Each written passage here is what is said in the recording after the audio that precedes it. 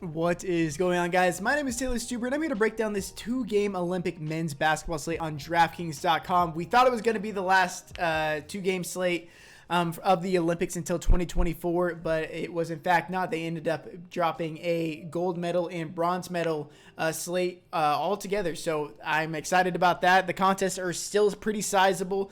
In last video, I was like, man, we need to get a takedown before the end of the Olympics. I thought it was going to be the last slate. That video, we ended up getting that takedown. Shout out to Stout. Ended up winning the $180 tournament, the big boy tournament. So that was really cool to see.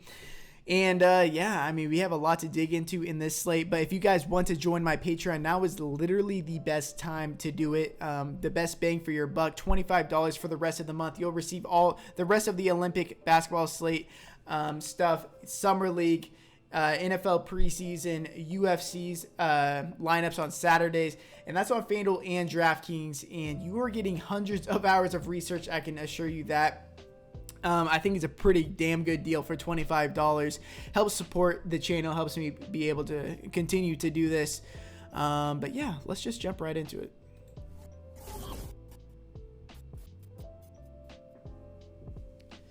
But yeah, one more thing before we get into this. Make sure to subscribe, like this video, comment below with your favorite play of the day. It really helps out the algorithm, gets me more views, helps grow our community. Make sure to join that Discord. It is free, linked down below. Will be in the pinned comment as well. And if you guys want to take advantage of my partnership with underdogfantasy.com, you can draft right now, literally right now. Whenever you're watching this, I usually do my drafts at like midnight, 1 a.m. You can join the puppy 2 for $100,000 up top. Best ball drafts. If you deposit any amount using code Stuber, STUBER, even the minimum, you'll receive a free $25. You can enter the puppy 5 times, so that's 5 more chances to win $100,000. That's what I would suggest doing with that extra $25. If you guys want to help me out, make sure to do that. And we'll just start with the Team USA versus France game, the gold medal game. 175.5 over under. USA are currently 12.5 point favorites. Yeah, I mean, people thought that Team USA was going to lose last game against Australia in the first half. And if you guys watched me live stream it, I was like, dude, don't be surprised when they win by 20 when they were down by like 5 points, because Australia was shooting way over their heads when it came to 3-pointers. That obviously came back down to earth, and USA ended up whooping them. I could see a similar situation here.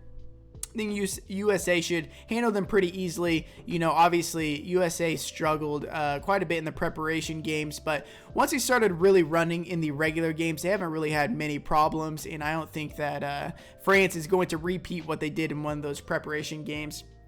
But we'll start up top with Kevin Durant. Yeah, if I'm playing anybody on this Team USA squad, it's going to be Kevin Durant. I've been preaching it over and over and over again. Whenever the games are competitive, he is playing almost every single minute when he's out there. When he played against Czech Republic here, he played 28 of the first 30 minutes before the game ended up blowing out. Against Spain, he played 31 minutes until the game ended up blowing out near the end, and so he missed out on like 3 or 4 minutes right there, so he would have played 34, 35 minutes. And then Australia, similar situation, didn't play all that much in the fourth quarter, would have played 35 plus minutes if this game was competitive. If you think this game is going to be within 12.5 points, I mean, Kevin Durant's probably going to play 35, 36 minutes. They're not going to lose this game for gold. And if they do, Kevin Durant's going to be out there trying his damnedest to make sure that doesn't happen. He ended up putting up 43.75 fantasy points and shot 1 for 7 from 3. So he could have had a much better game. I'm going to be jamming in Kevin Durant into my lineups. I absolutely love him. And then Damian Lillard, I mean, I had him in the same tier as Kevin Durant when it came to the Olympics, like a tier slightly below, but they were both in tiers of their own. Because I thought the security of Damian Lillard's minutes were so much safer than everybody else's on the team, just because of what we saw in the preparation games. But he has been probably the worst player on USA so far, and his minutes were safe at first, but the last couple of games they've really cut down on it just because he's been playing so poorly, and it's really benefited guys like Drew Holiday, Levine, Booker, these other guards. If Damian Lillard, he's going to continue to start, but if he starts playing better, don't expect as many minutes from guys like Booker, Middleton, Levine. I think Holiday's minutes are more than safe. But yeah, I'm probably avoiding the rest of this USA squad. I will say, though, Bam Adebayo against France and Rudy Gobert, I think that they might need his size. I don't think they can get away with Draymond Green against Rudy Gobert. So Bam Adebayo might see like 22 to 24 minutes in this game, which would be like astronomical because he has been so good on a per minute basis. Only 6,400 in the similar price range as guys like Nicholas K and Jock Landale, who are going to be far more popular. Just a GBP pivot with Bam Adebayo right there if you guys want to take a chance on that. France, one of the this team is very, very safe, but the lineup really tightened up against Slovenia. And if you watched my video before, I was all over Nando De Colo. Just because his minutes were like on the fritz for a multitude of reasons, whether it be foul trouble or the game's not mattering and they cut back on the starters' minutes, or he was in foul trouble. He played a full allotment of minutes last game, and I'm telling you, he has the most upside on this team, even more so than Evan Fournier. He's gonna shoot a ton, just like Fournier, but his peripheral stats are a lot more secure, which raises his floor and his ceiling. And against Team USA, I think he's going to probably play 35 minutes, assuming this game does stay competitive. $8,000. He's going to be a bit higher owned than he was last time. He was only like 15% last time, which was just insane to me. Even though I didn't get to him all that much, I was probably a bit over the field compared to him, just because I was fitting in Luka and KD. But I love going back to Nando De Colo, and with him playing more minutes, that really cut into minutes of guys like Thomas Hurdle. So if you think De Colo is going to play the same minutes, if not a bit more in this game, Hurdle is going to hurt because of that. Evan Fournier was in a bit of foul trouble that last game out, only played 28 minutes. I expect his minutes to go back up into that 34, 35, just that mid-30s range of minutes in this game, which would make him a really good play at a somewhat weak shooting guard position. And he's going to be a bit contrarian, in my opinion, because I think a lot of people are going to get up to KD or Luka. And, I mean, if they're not doing that, then they are making a mistake, in my opinion. But with Evan Fournier being in foul trouble, I gave some extra minutes to a guy like TLC, who I was personally on, so it was good for me that he was doing that. But I do think that TLC could see a couple less minutes in this game if Evan Fournier avoids foul trouble. And then I'm not really interested in Rudy Gobert. You know, I think 2 games ago he got pretty lucky playing an Italy team who are very small. They didn't have any centers. They just ran out a bunch of small forwards, power forwards, and so he kind of abused them, but they knew that they could do that. So he ended up shooting 13 times, which was a clear outlier game in terms of shooting. And then against Slovenia, ended up getting 16 rebounds, which, I mean, the game was super fast, and he had 4 blocks and a steal. I think it was more of an outlier game. Did play, but the benefit, or the positive thing to it, was he did play the most minutes out of any of these games, playing 30. In a gold medal game, I expect him to play 29-30 minutes, but I think Bam Adebayo is going to be out there a good bit to kind of mitigate his upside. I think he's a somewhat safe play, like probably going to score 30 fantasy points, somewhere in that range, but I'm probably going to be going elsewhere to get more upside. And then, like I mentioned earlier, Evan Fournier was in a bit of foul trouble, so guys like TLC, Hurdle got a couple extra minutes than I think they would have. I much prefer TLC. And, you know, not only was it Fournier in a bit of foul trouble, but TLC was playing very well, which kind of earned him some extra minutes. But all in all, I think that this game ends up going a bit smaller outside of Rudy Gobert, so we're probably going to see Gershon Yabusele not close this game out, and we're going to see TLC close the game out no matter what happens, even if Evan Fournier is not in foul trouble. So I do like TLC quite a bit, again, at a weak shooting guard position. And then, like I was foreshadowing, Gershon Yabusele, I mean, the power forward position is completely barren, but he is only 3,800. He's going to get minutes through the first 3 quarters. Would be very surprised, honestly, if he plays in the 4th quarter. Like, don't play Draymond Green. Don't be that guy. He's $3,000 more expensive than Gershon Yabusele, and they pretty much have like the same floor, and I guess Draymond's ceiling is a bit higher, but it's really not all that high, especially against a guy like Rudy Gobert, where I think Bam Adebayo will likely play more minutes. And an interesting thing to consider is, you know, maybe taking a 0 on this slate could be optimal. It really could be optimal if you're trying to fit in a top-heavy team with KD and Luka Doncic. You're going to be contrarian by doing so.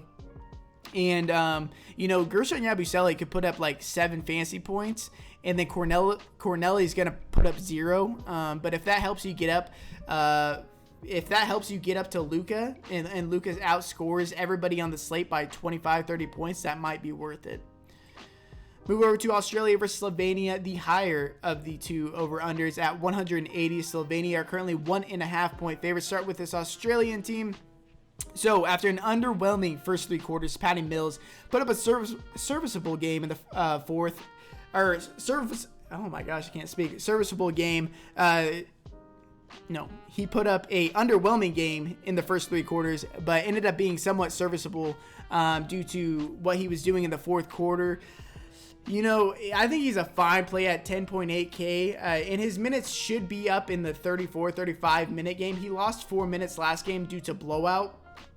But he just really has not been playing all that well in these tournaments. And at 10.8K, I would rather get up to Luka Doncic or pay down for Kevin Durant. That's just my thoughts as of right now.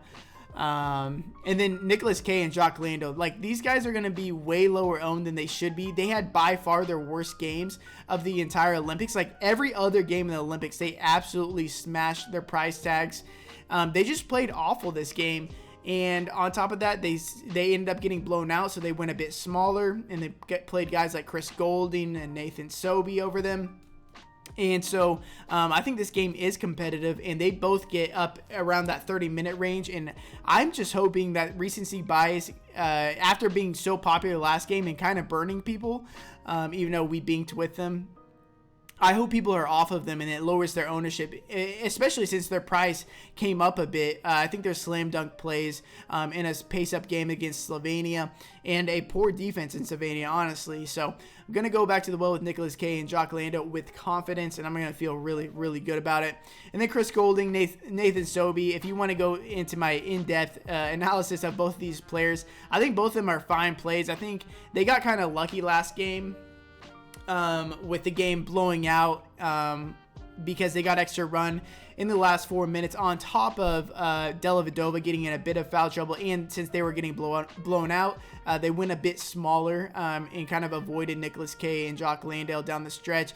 And they weren't playing well either. So they kind of got lucky in a couple facets. But if you're trying to get up to Luka, I still think that they can manage to squeak out 8 to 10 minutes. And they are pretty good per minute producers. They will shoot when they're out there and pretty solid on the peripherals.